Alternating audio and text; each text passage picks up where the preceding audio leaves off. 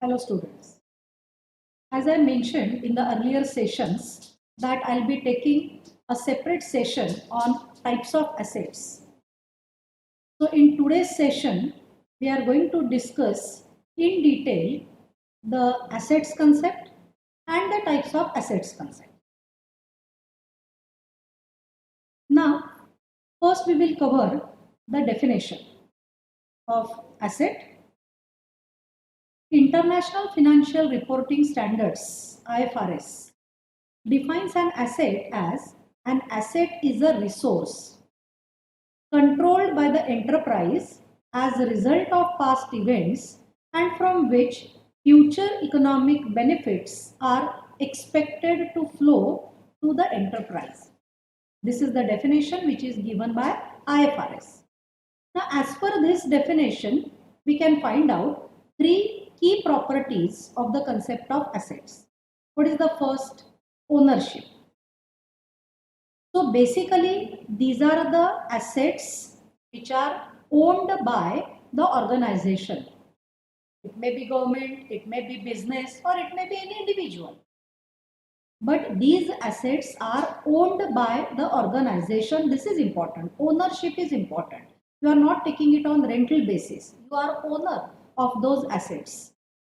And eventually, you can convert these assets into cash and cash equivalents. Cash means what? Pure cash, hard cash. Cash equivalents as good as cash, near to cash, that is as good as cash. So the assets, rather those properties which you can convert into cash, this is the first key, you can say, feature or property of the asset. What is the second? The assets have got economic value. What do you mean by economic value? You can sell these assets and you can get a value for these assets. That's we call it as economic value. So it can be sold or it can be exchanged in the market. So it has got marketability. It has got exchangeability. It has got convertibility. You can sell it. You can convert it into cash or you can exchange it for something else. This is the second key feature of the asset. And what is the third? It is the resource which can be used to generate future economic benefits. It's a resource. Resource means what? By using this asset in the business, you can get income out of that. You can earn revenue from that in the future. And that is the third key feature of the asset. So, how they have defined it? As an asset is a resource controlled by the enterprise, that means it is owned by the enterprise as a result of past events and from which future economic benefits are expected to flow to the enterprise.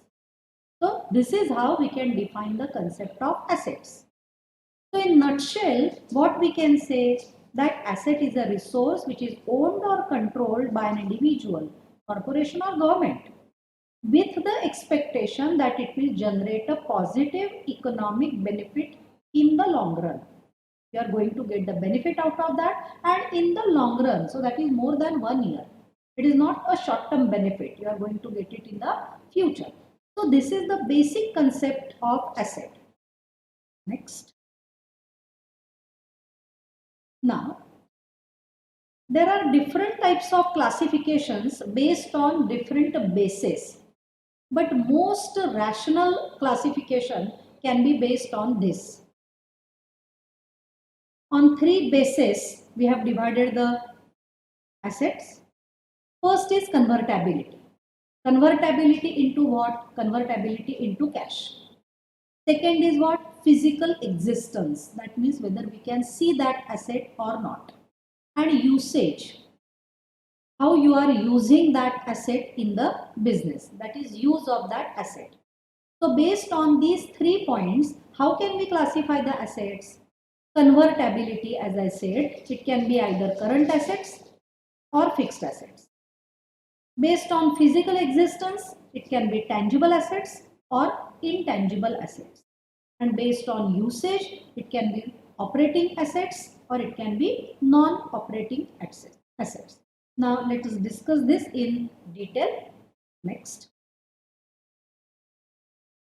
Now the first point we are saying based on convertibility, which means assets can be converted into cash.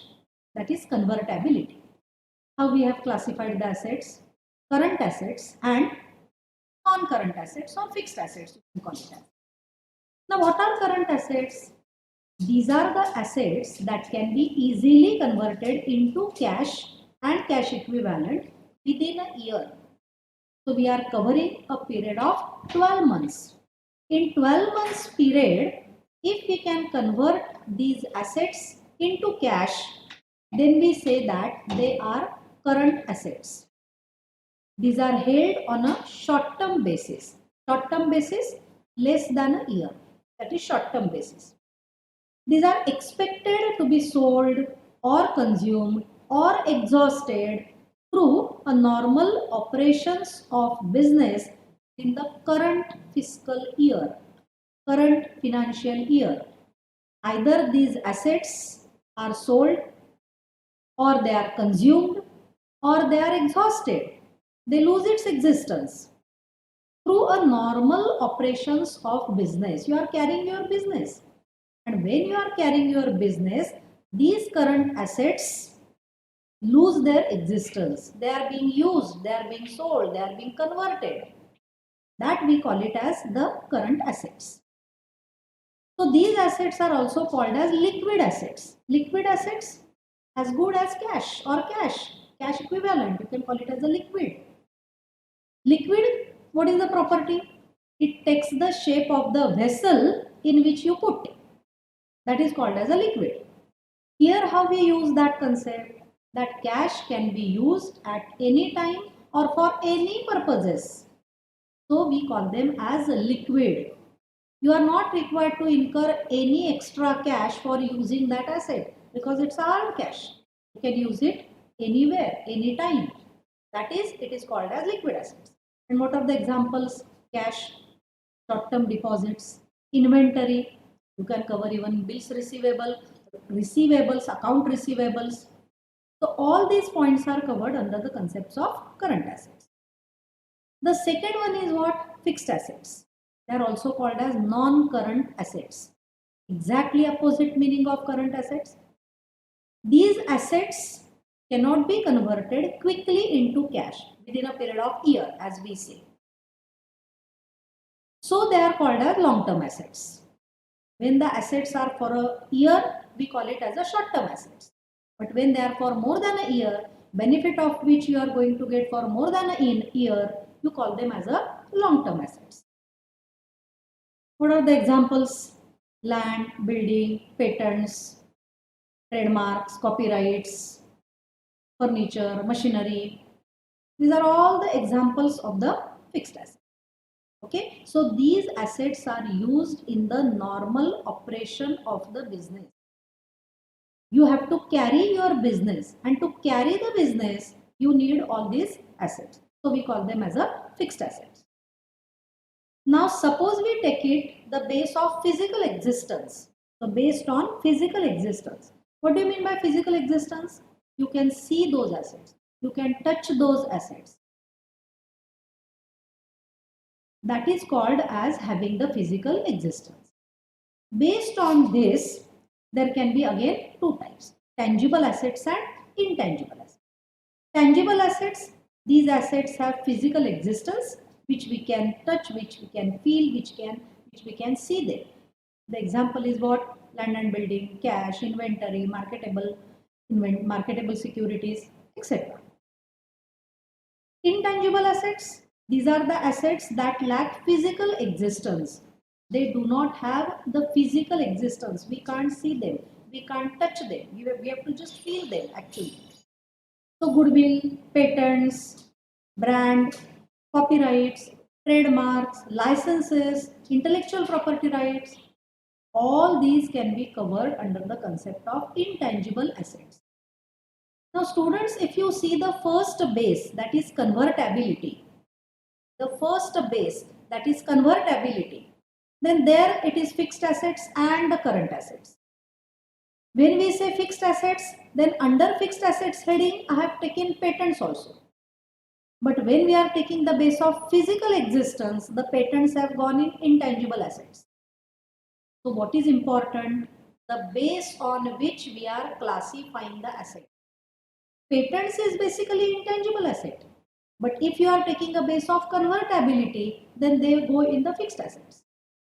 So on what basis you are converting or you are classifying these assets, that is very important.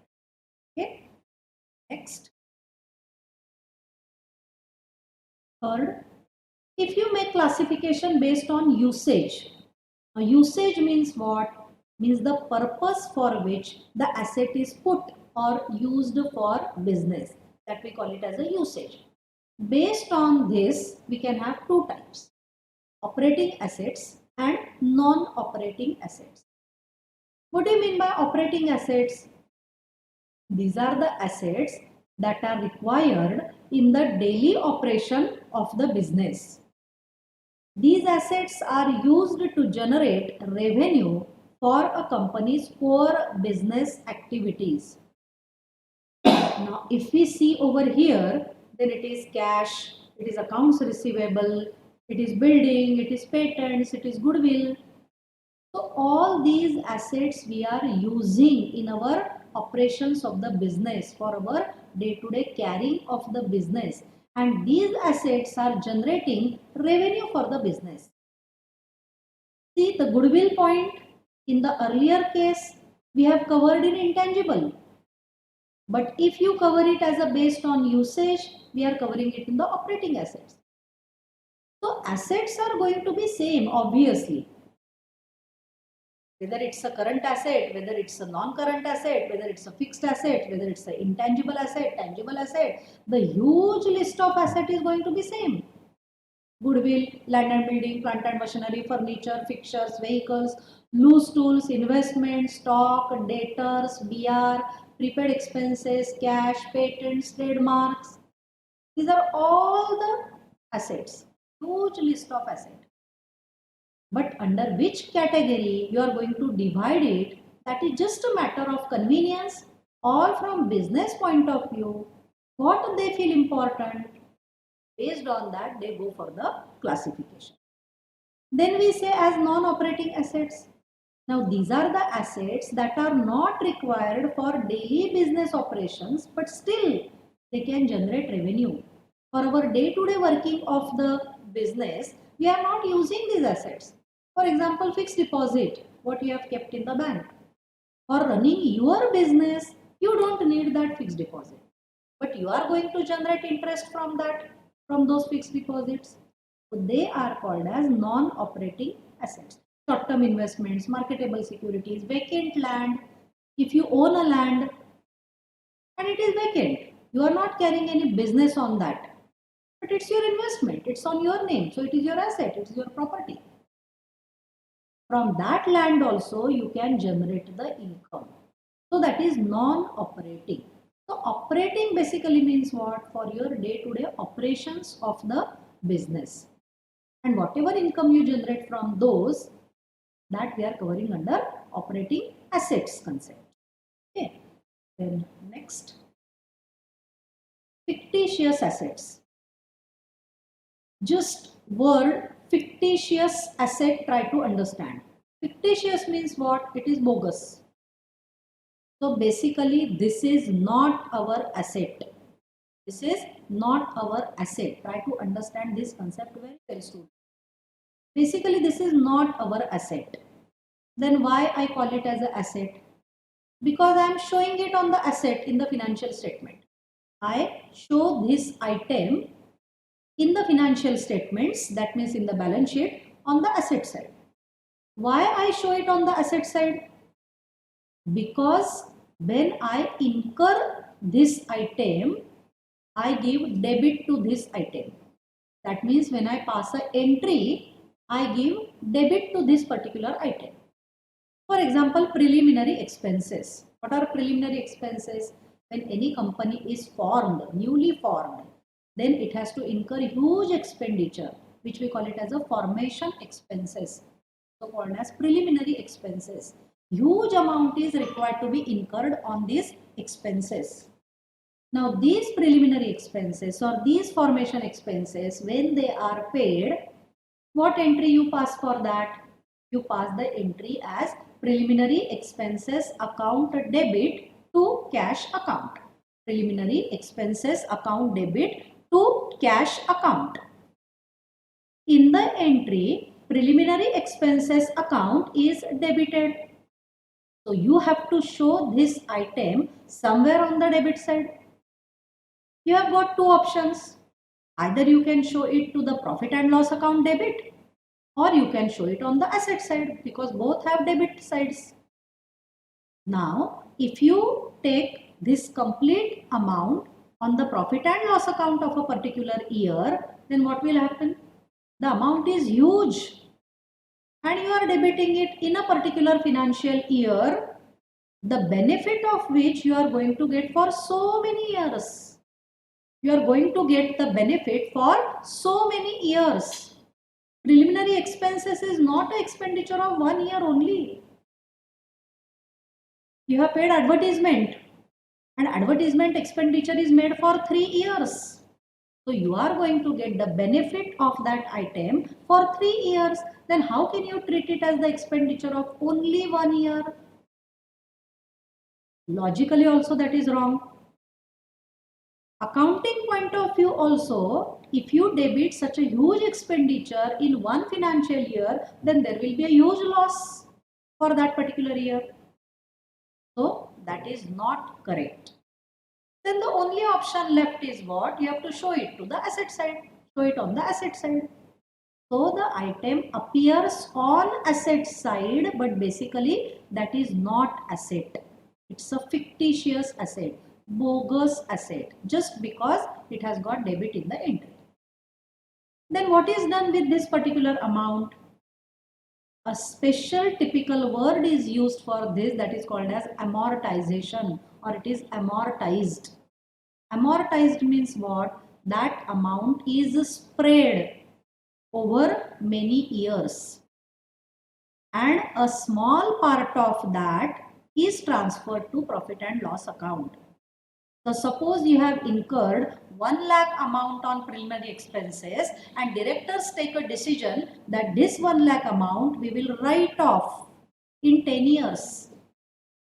What will happen? Every year 1/10 of that 1 lakh, that is 10,000, will be debited to profit and loss account, and 90,000 will be shown on the asset side. Second year, again 10,000 to the P&L, 80,000 to the asset. Likewise, you will continue for 10 years, and at the end of 10th year, the value will be made 0. So the expenses which you incur in a particular financial year, but you don't write them off completely in that particular financial year, because that is not possible, that is not correct, that is not a wise decision. And that's why some part is debited to profit and loss account, and remaining amount you show it on the asset side. That is called as fictitious asset.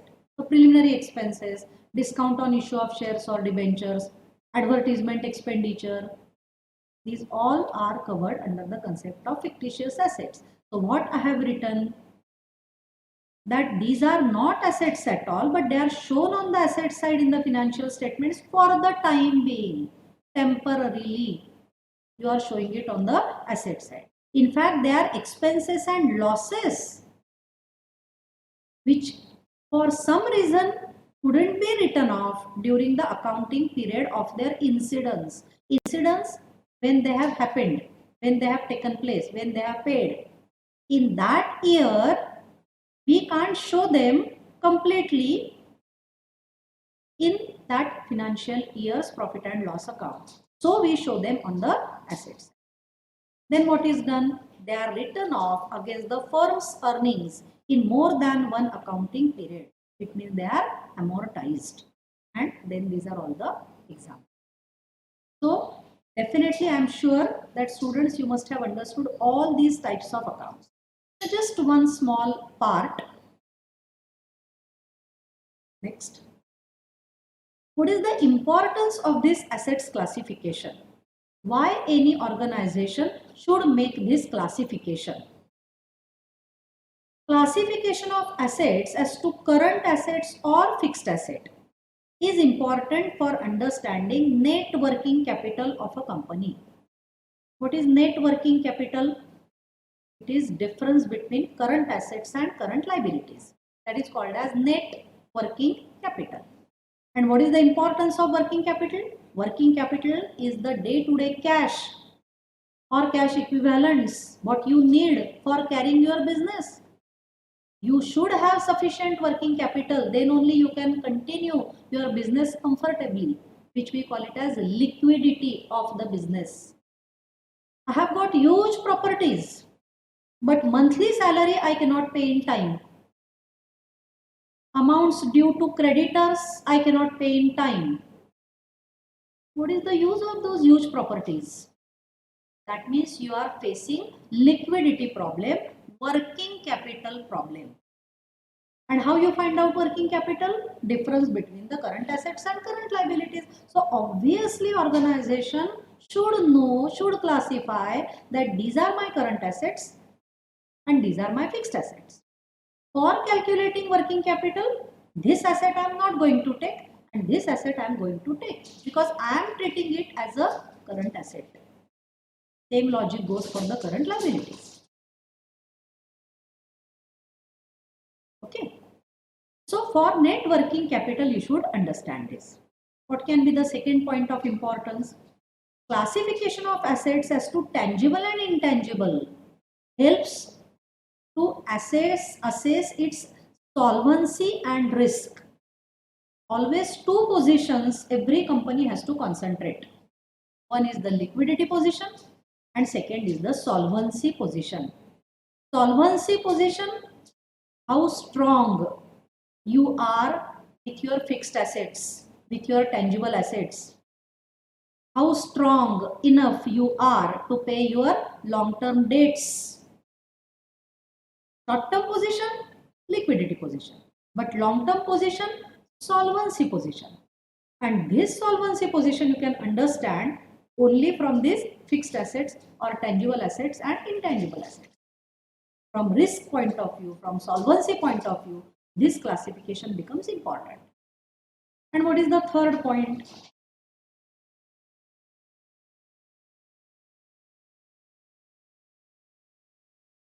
Third point is classification of assets as to operating and non-operating assets. Why that is important? Because business has to find out how much percentage of my total revenue I have earned from the operating assets and how much from the non-operating assets. You should have more percentage of your operating because that is your core business. That is your main business activity. Obviously, in your total income, that revenue should be more. So now, this is absolutely essential for any business to understand how much they are earning from their operating assets and how much they are earning from the non-operating assets because this is your main business activity. And obviously, in your total revenue, this should be the major source of income. So classification of assets based on operating or non-operating, that becomes absolutely essential. For example, a person is employed somewhere for 8 hours and from that 8 hours of his employment, whatever salary he is getting, that is his operating revenue, operating income you can say. But apart from these 8 hours working and salary, suppose he has got other properties, other investments, some other things what he is doing apart from these 8 hours. And whatever revenue he is earning from those, that you can call it as non-operating. Then how much he is getting from these 8 hours working and how much he is earning from these others.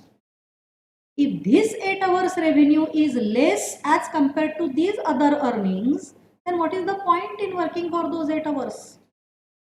Because that is your main activity, that is your core activity. So based on that core activity, your revenue should be more. So So obviously for the business, it is absolutely essential to understand how much revenue they are getting from their operating activities. What is the percentage of revenue which they are getting from the operating activities in the overall revenue of that business. And once they understand this, then they can have the proper allocation of the use of resources and all these things. Okay, so students, now I am very sure you must have understood all these types of assets, classification of assets. Always remember, assets are one and the same. It is just a decision of the management on what basis they have to classify, whether on convertibility basis, whether on physical existence basis, or whether on usage basis. Assets are going to be same. Depending upon the type of organization, depending upon the importance, analysis, classification, what they need for taking decisions about assets management, they will make this classification. Okay, thank you students.